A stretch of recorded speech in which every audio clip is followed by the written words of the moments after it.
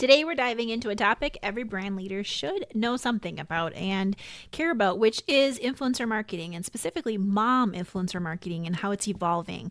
Influencer marketing has been around for years, as we all know, and it's shifting and fast. And especially when we think about moms who are controlling 85% of household spending here in the US, moms are the original influencers. But the creator economy, TikTok, UGC, and rising skepticism around paid posts, have been changing the game. So that's why I'm excited to be joined by Monica Banks, who is the founder of Gugu and Mom Creators. And Monica is an industry thought leader and innovator in marketing to moms. She's worked with more than 500 brands ranging from startups to global brands such as Pampers and Similac. And in January of 2022, Monica launched Mom Creators, which is a supportive community of mom influencers and mom content creators. With over 50,000 members and growing, Monica's personal mission is to help over 1 million moms thrive in the creator economy. She's built this community and helps brands co-create with all of these mom influencers in a really meaningful way. So in this episode, she shares what's working, what's not, how to build lasting partnerships with mom creators specifically, and why starting with a bird in the hand might be your smartest move. Welcome to Marketing with Empathy, the show for brands who want to win the hearts and carts of today's busy families and earn a trusted spot in their homes. Over the last year, this show has been honing in and specifically talking to mom marketing. I'm expanding it now to talk about family-focused brands, which we'll get into some dad stuff as well as grandparents and things like as we go along. But the key here is to remember that in most households, moms still influence or control 85% of what ends up in the cart, making them a key voice to understand when marketing to families. Today's conversation is going to lean in specifically on the mom angle. Hi, I'm your host, Sarah Panus, and I have over 20 years of content marketing experience helping brands drive leads and sales, and have worked with tons of brands through the years, including household names like Sleep Number and American Express and Nestle Waters, etc., down to small and medium-sized brands and businesses, which is really the bread and butter of who I especially love helping these days. So join me as I share ideas, stories, strategies to help you grow and attract leads and sales. And thanks to your support, this show is a top 5% show and member of the Marketing Podcast Network. So let's hear from today's sponsors and then jump right into today's show. Okay, Monica, really excited to chat about this topic because it's important for all brands. We hear about influencers. Influencer marketing's been around for a while now, but it has evolved. And there are things and do's and don'ts and things people should know, and especially with moms and how influential they can be. So we're going to dig into this since you are the expert in all things around this topic. And so my first question for you is, how has that world of mom influencer marketing shifted lately? And is it still getting results? What are you seeing?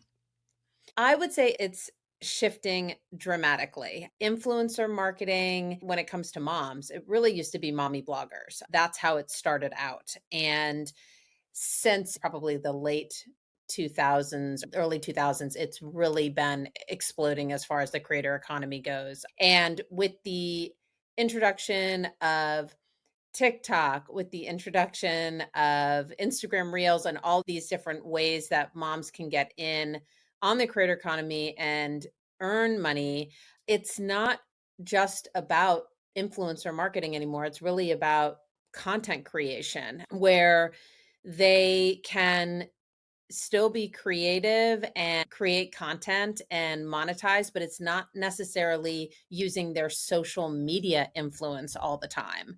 So, does influencer marketing work?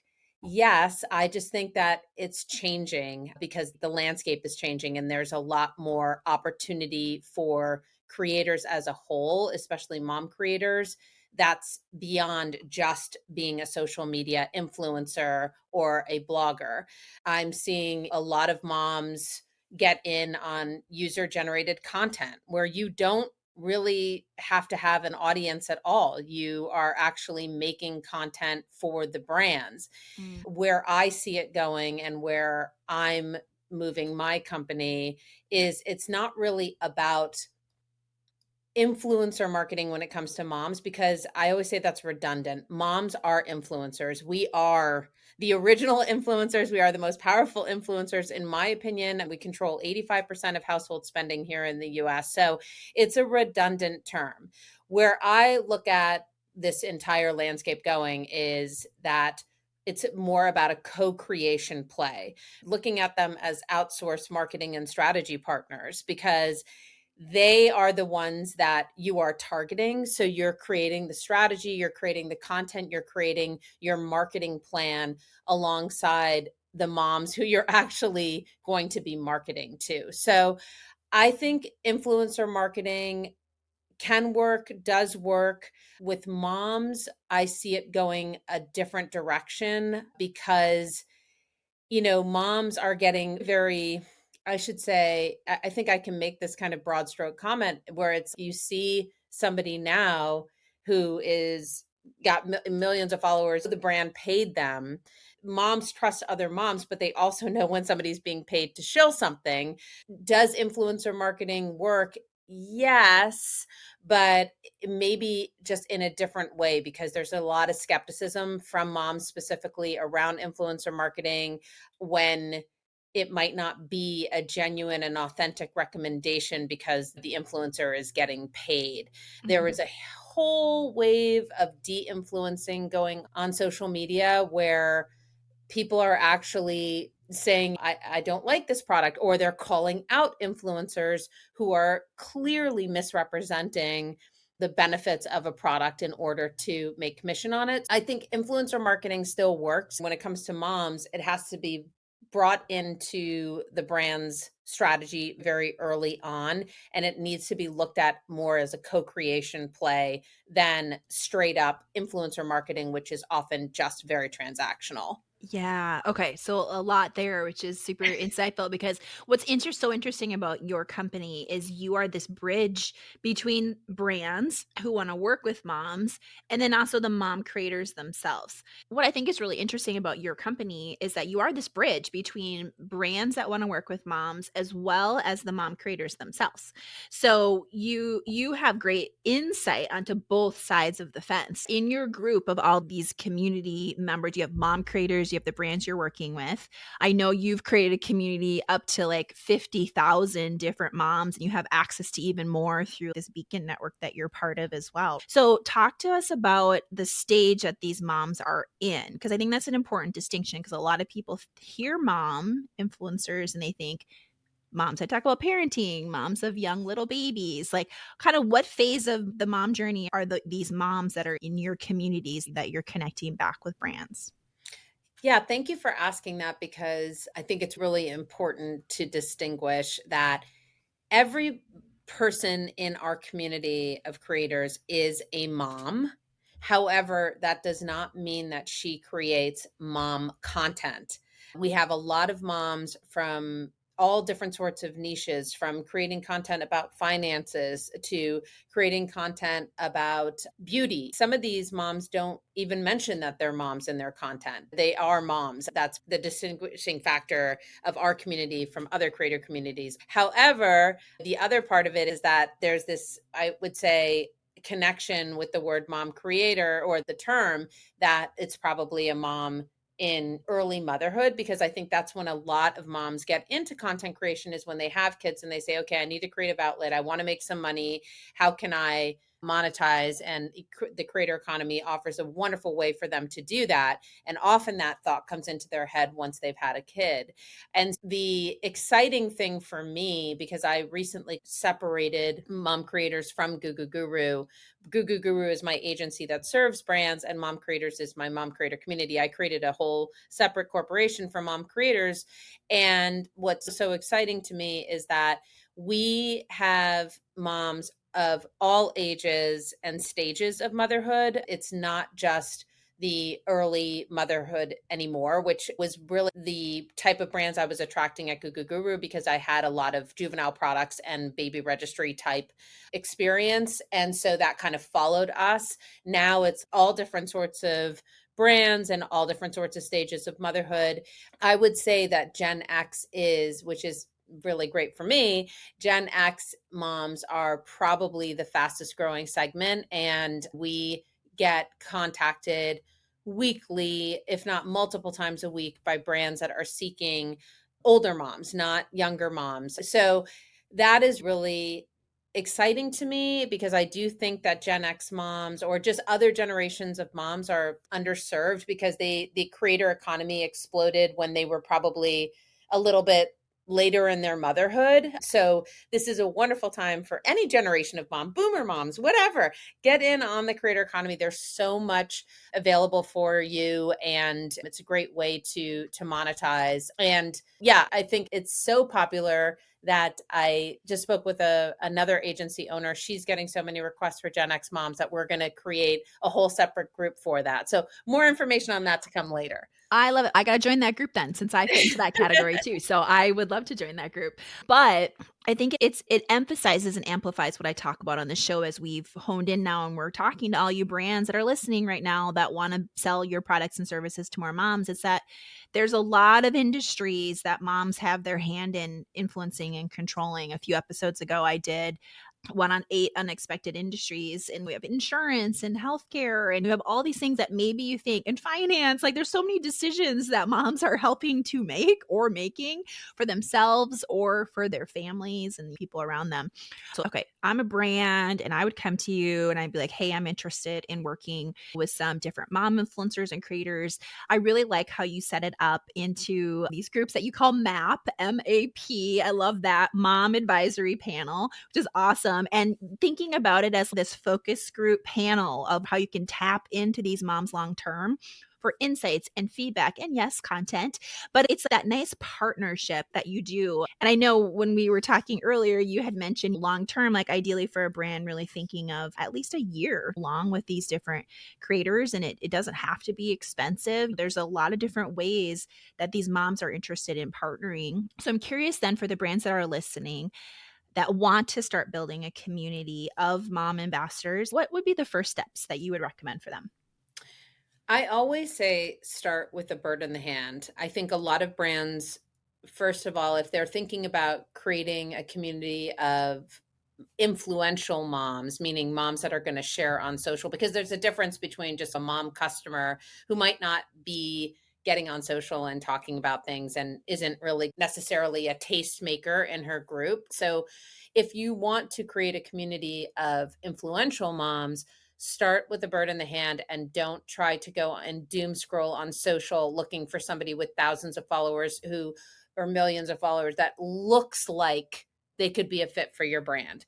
You have customers, you have maybe moms already talking about you on social media and maybe they're tagging you. Maybe moms are DMing you and saying, hey, I caught wind of your brand and I'd love to work with you. Start there with people who are genuinely interested or already purchasing your product or service instead of going out and trying to get the two in the bush because it's going to be a waste of your time. And aside from that, you're just going to get more meaningful, authentic connections starting with the people who already have expressed interest in your brand in some way.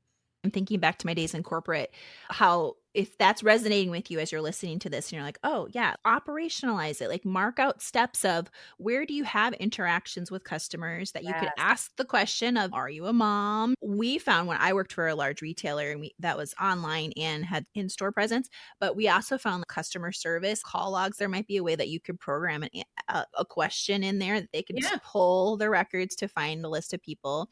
But in store as well, if you have a physical store presence with salespeople, your salespeople are amazing people to ask, hey, do you know any great customers that we should know and talk to? Yeah. Because we found some of our most amazing, I used to run content strategy at Sleep Number, and we found some really incredible like influencers that we created content with that were existing customers because we reached out to our salespeople because they were having that face-to-face interaction and they knew people in their communities. Also, if you have a loyalty program of any Yes. kind, like points program, those are great places to mind to try to find these people. So that'd be my add to that because I completely agree. It's but then you got to think about where can you ask that question to actually pull that information to find these customers. And if you don't have any of that information, just ask. I Yeah. remember sending out an email to our list and saying, "Hey, we're looking for this. Reply back if it's of interest." And you have a few questions to help segment them the way you wanted to, and we got so many great responses that we wouldn't have known otherwise. Yes, I love a Google form Yeah. just to collect that information. And if you think to yourself, like, oh, I don't know if I'm not getting any responses or whatever, you know what? Offer a Starbucks $5 gift card. I've done so much research where I'm like, you want a $5 Amazon gift card for just taking time to answer some questions.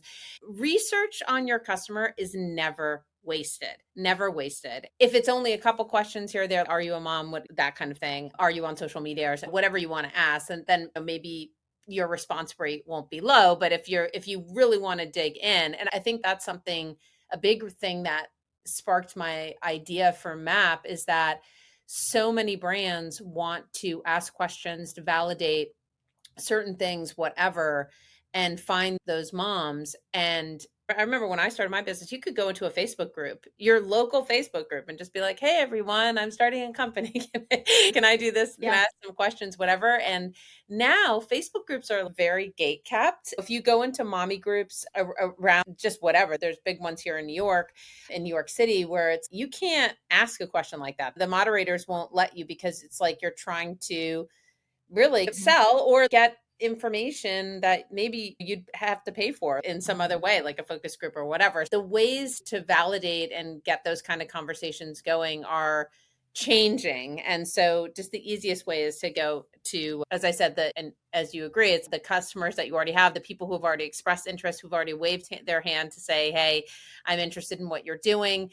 And I think segmenting is huge. Try to think about like the questions that you're asking.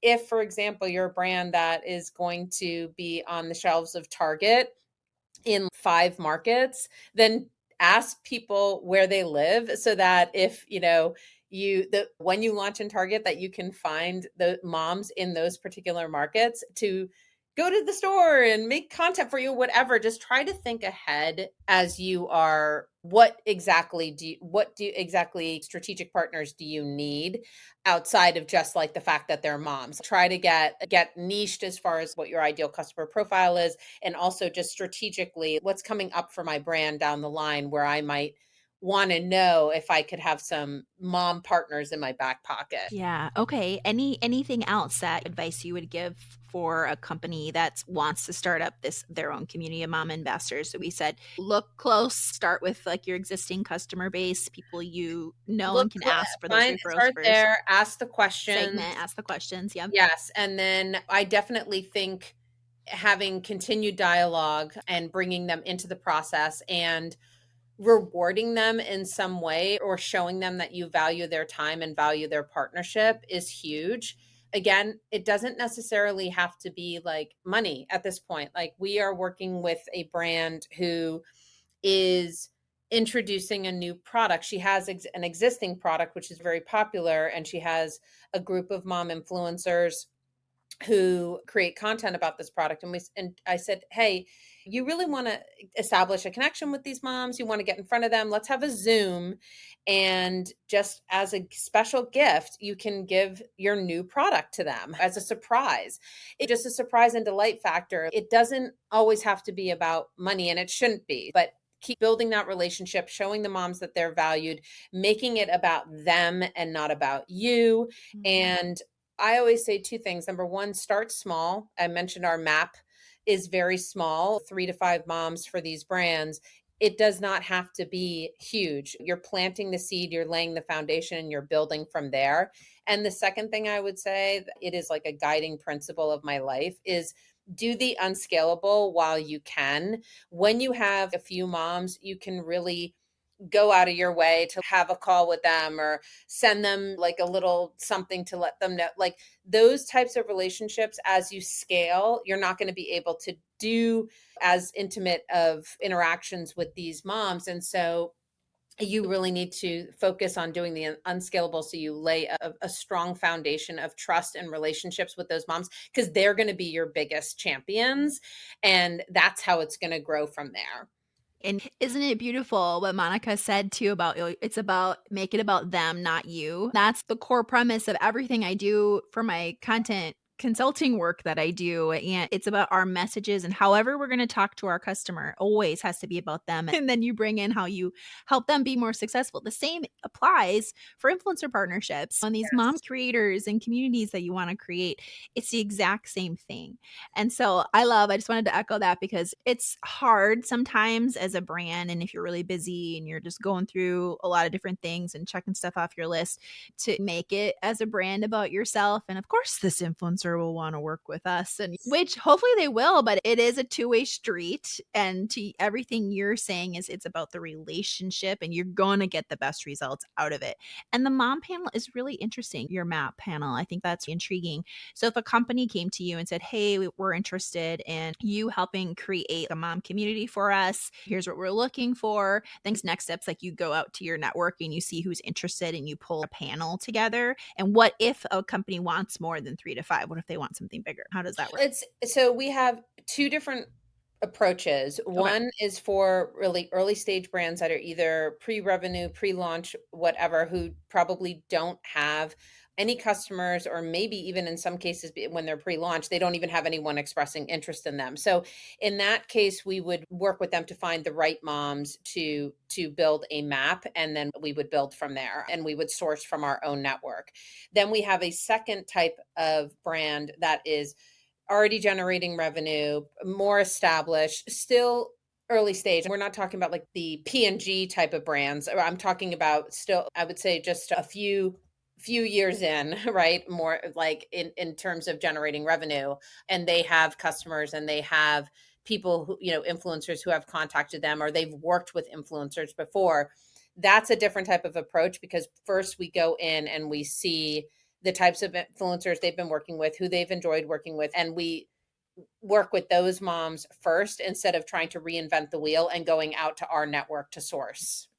Got it. Okay. So is that the sweet spot then? Like small to mid-sized brands are really Totally. like ideal for what you do. Yes, Okay. absolutely. Yeah. We've Okay. worked with all sorts of brands from tiny to huge, but I would definitely say our sweet spot is early stage, whether that's just launching or maybe 5 to 10 years in. But definitely we are not really suited for large companies that have the seven figure, because they typically have their own strategists and influencer marketing departments. They don't need to outsource that necessarily. Got it. Got it. Okay. And I know you're offering a special perk to my listeners today. It's pretty sweet, guys. So listen up, because if you're interested in reaching more mom influencers and building this community, Monica has some discounts for you, whether you're just starting out or whether you're established and you want to grow. Monica, talk through what the perks are for folks. And then after she explains it, guys, I will drop the link for these things into the show notes so that you can snag them, because this is pretty sweet. Yes, we are really excited to offer your listeners, depending on where they are. So if you are a brand that is pre-launch or very early stage, meaning pre-revenue, haven't really been generating a ton of sales, that type of thing, then I would strongly recommend our accelerator program. And that is a done with you program. We work side by side with you to develop your map and then really grow that and grow your content strategy, from anything from influencer to UGC to affiliate. We help you with all of that hand in hand, and you will have an expert in your corner. That is, we are going to offer 25% off to your listeners for that annual rate. The annual rate is $3,000. It's a little bit less than $3,000. And for more established brands who maybe have worked with influencers who are generating revenue and they're looking to scale, we have our scale program. That is, we are also going to offer you 25% off. That is a completely done for you program. So again, this is for brands that have a little bit more experience working with influencers, working with moms, have maybe a beginning of a community, and just really want to scale those efforts and just need it really expert help and content marketing, and have a team do it for you so that you can go on and focus on other parts of your business. That we are also offering 25% off the annual rate. which is just under $10,000. That's $9,997, and you are going to get 25% off that. So Woo! 25% off for Hey, either that's bucket, the annual rate. amazing. Thank you, Monica, for sharing that. So, guys, that's huge. I will drop again the links for those with the exclusive discount link to get that because not everybody gets this, you guys. This is something Monica is offering up for you. All right, then let's wrap up. Share where people can connect with you online. Yes, whether you're a mom brand or you are a brand where moms are a key segment target for you, you can reach us at Guguguru, GUGUGURU.com. And also feel free to LinkedIn with me. I'm very active over on LinkedIn. That's Monica Banks over at LinkedIn. And then if you are a mom who is interested in getting in on the creator economy, you are welcome to join our community, Mom Creators, totally free. That's mom-creators.com. All right. I love it because we can hit both the brand side as well as all you moms listening that work for brands or working on doing this stuff. You could think about this with a different hat on for today. All right. Let's do a quick recap. Great conversation with Monica Banks, the founder of Mom Creator as well as Gugu Guru.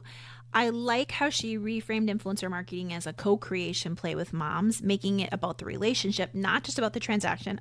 Key, essential. So if you're ready to dive deeper, Monica is offering Marketing with Empathy listeners 25% off her brand accelerator and scale programs. These are powerful ways for brands like yours to build these authentic mom ambassador communities and scale your content strategy. You'll find the exclusive link in today's show notes. So thanks to Monica for offering that up for all of you. And remember, empathy is not a weakness. It's your brand's superpower to connect and hook your audience and drive more leads and sales. Until next week, keep showing up with empathy and storytelling that connects. God bless.